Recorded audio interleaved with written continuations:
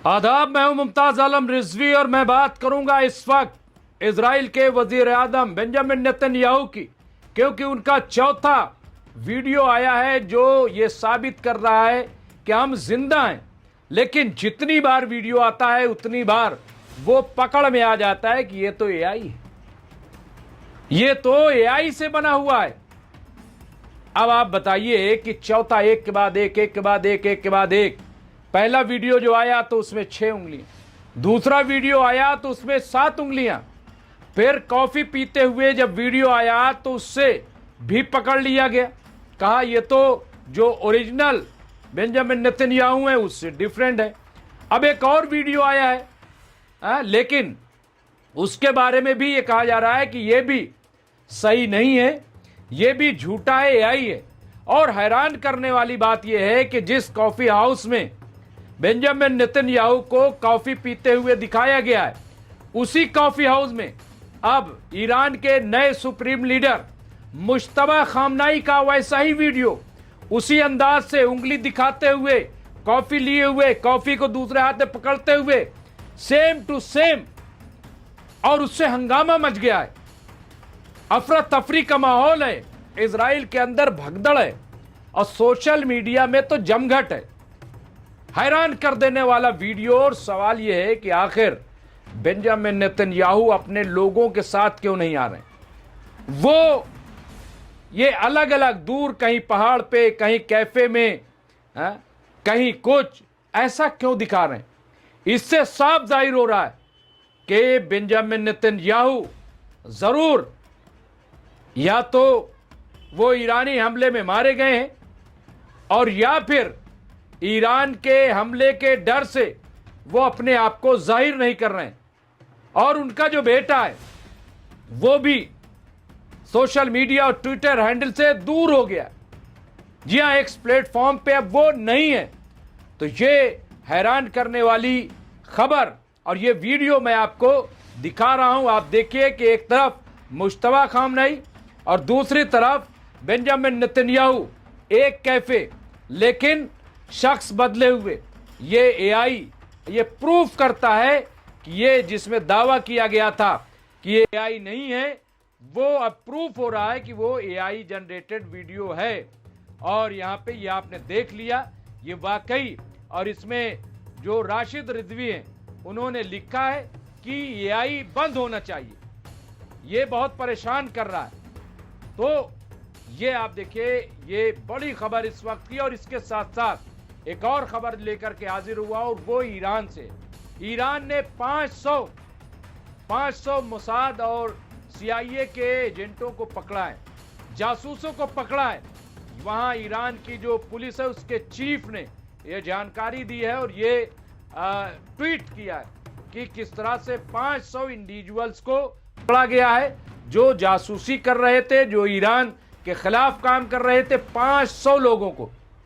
और यह एक बड़ी कामयाबी के तौर पर देखा जा रहा है। इससे पहले याद होगा कि जब 12 दिन की जंग चली थी जून 2025 में, तो उस वक्त तकरीबन 20,000 लोगों को ईरान ने पकड़ा था, उनके खिलाफ कार्रवाई हुई थी, कुछ लोगों को छोड़ दिया गया था, लेकिन कुछ लोगों को सजा दी गई थी, जिसमें से 800 लोगों को मौत की सजा सुनाई गई थी, कि जिसके बारे में डोनाल्ड ट्रंप ने कहा था कि हमारी ईरान से बात हो गई है और हमारे कहने पे ईरान छोड़ रहा है। ये डोनाल्ड ट्रंप का कहना था। लेकिन ईरान एक के बाद एक अब उन लोगों को सजाए मौत दे रहा है, फांसी की सजा उन्हें सुनाई गई है और फांसी पे लटकाया जा रहा है। तो ये दूसरी बहुत इंपॉर्टेंट खबर थी जो आप देखिए कि ईरान के लिए बहुत बड़ी कामयाबी है, बहुत बड़ी कामयाबी के तौर पे इसे देखा जा रहा है। और तीसरी बहुत इंपॉर्टेंट खबर वो ये कि ईरान लगातार न सिर्फ ये कि इजराइल पे, बल्कि वहां जहां पे अमेरिकी बेसेस हैं लगातार हमले कर रहा है।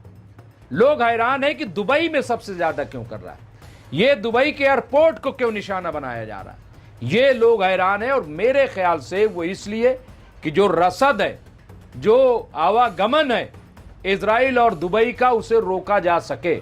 और इसीलिए शायद वो बार बार वहां पे टारगेट कर रहा है, ईरान हमले कर रहा है। अब लोग सवाल उठा रहे हैं कि यूएई क्यों जवाब नहीं दे रहा है, यूएई हमला क्यों नहीं कर रहा है? दरअसल यूएई नहीं चाहता कि वॉर बढ़े, क्योंकि अगर वॉर बढ़ती है तो दुबई का तो अभी थोड़ा नुकसान हुआ है, लेकिन अगर वॉर शुरू हो गई तो दुबई कहीं का न रहेगा और बहुत भारी नुकसान होगा। और सबसे ज्यादा जो वहां पे बुर्ज खलीफा जिस पे खतरा मंडरा रहा है। हालांकि इस बीच में ईरान का कहना यह है कि उसकी तरफ से हमले ऐसे नहीं हो रहे हैं, ये हमले एक साजिश है और ये हमले अमेरिका की तरफ से कराए जा रहे हैं, ये ईरान का दावा है। लेकिन हमले मुसलसल हो रहे हैं, सऊदी अरब पर भी हो रहा है, आप देखिए दुबई पर भी हो रहा है, यानी यूएई पे भी हो रहा है, और इसके अलावा कतर और दूसरे मकामात पर, बहरैन में सबसे ज्यादा। सारे रडार सिस्टम को खत्म कर दिया है, आंखें फोड़ दी है ईरान ने अमेरिका की। और अब जो बचे कुचे हैं, जहां होटल में अगर कोई ठहरा वहां पे निशाना लगाया जा रहा है, कोई एयरपोर्ट पे है तो वहां मारा जा रहा है, यानी जहां कहीं भी और जैसे को तैसे पर अब ईरान जो है वो उतर आया, वैसा जवाब दे रहा है। तो यहां पे आप देखिए, और ये चौथा वीडियो जैसा कि मैंने बताया कि जारी किया है जो बेंजामिन नेतन्याहू ने, वो भी अजीब व गरीब है।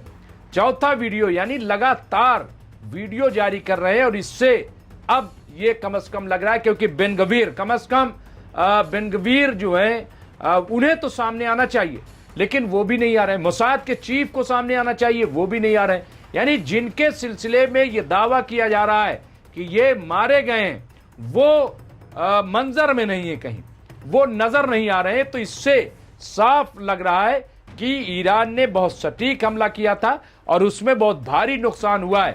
लेकिन जब तक इजराइल कंफर्म न करे तब तक कुछ नहीं कहा जा सकता, क्योंकि इसी तरीके से आयतुल्लाह सैयद अली खामनाई के सिलसिले में भी आप देखिए कि सोशल मीडिया पे चलने लगा था, लेकिन कम से कम मैंने उस वक्त तक उसकी तस्दीक नहीं की थी कि जब तक ईरान ने खुद कंफर्म नहीं किया। जब ईरान ने कंफर्म किया रात तकरीबन 3 बजे, तब एमएमसी न्यूज इंडिया ने उसे दिखाया और उसका एतराफ किया। तो यहां पर भी, लेकिन आप देखिए चाइना फोर्स, ये रूस force, north Korea force, Iran, वो यानी कई हवालों से ये कहा गया है कि नेतन्याहू मारे गए, नेतन्याहू मारे गए। आईआरजीसी ने तो यहां तक कहा कि अगर नेतन्याहू बच गए तो मैं उन्हें ढूंढ के मारूंगा, ये आईआरजीसी का ऐलान है। तो बहरहाल ये हैरान करने वाली बात है, लेकिन ये जो वीडियो आया है ये वाकई चौंकाने वाला वीडियो है, बहुत हैरान करने वाला वीडियो है। और इससे कम से कम एक शक, ये दरअसल जवाब दिया गया है कि इस तरह के एआई से जनरेटेड वीडियो बनाए जा सकते हैं। आप एआई के वीडियो बना करके ये नहीं कह सकते कि बेंजामिन नेतन्याहू जिंदा हैं। मुश्तबा खामनाई जो नए ईरान के सुप्रीम लीडर हैं, वो भी ये कहा जा रहा है कि रूस में उन्हें रूस मास्को बुला लिया गया है, वो वहां पे जेरे इलाज हैं।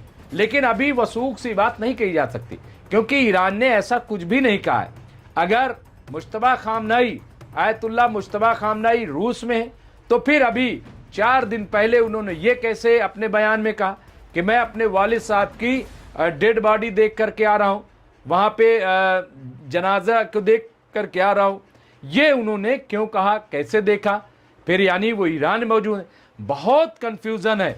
यहां तक कि लोग तो ये कह रहे हैं कि अभी भी आयतुल्लाह सैयद अली खामनाई हयात हो सकते हैं, वो जिंदा हो सकते हैं, और ये जो खबरें चलाई गई हैं ये झूठी भी हो सकती हैं। ऐसा भी मार्केट में ये है, मैं आपको बता रहा हूं। जबकि ईरान ने कंफर्म कर दिया है, 40 दिन के शोक का ऐलान किया गया है, बदला भी लेना शुरू हुआ है, सब कुछ है। लेकिन फिर भी जिस तरह का माहौल है, जिस तरह के हालात हैं, जिस तरह से चीजें छुपाई जा रही हैं, कुछ भी नहीं कहा जा सकता।